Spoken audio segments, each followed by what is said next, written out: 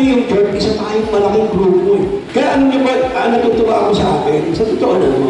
Actually, sa tagal naman natin, may mga workers tayo, mga members na expert na eh. Alam na yung gagawin eh. Kasi sa totoo na naman din, yung mga workers natin, sanay talaga yan sa mga soul winning. Kaya dapat talaga, ang focus natin talagang soul winning, doon na sa Marathon kasi okay na tayo dito eh. Pero tingin nyo yung nangyari, dinalakunin yung mga workers, tingin nyo, anong result? Ang ganda. Amen, praise God. Ang dami natin mga discipleship eh. Lahat tayo yan, walang pwedeng mag-credit. Dala ko yan!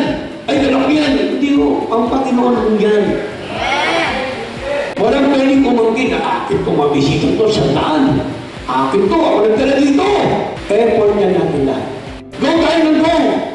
Imagine ninyo, kung itong mga yung disciple nila, na-ignite ninyo, at nakasama niyo yan sa mga Bible study, nakasama natin sa Bible study, nakasama natin sa mga visitation, imagine ninyo, gano'n ang impact ng mga kaluluwa.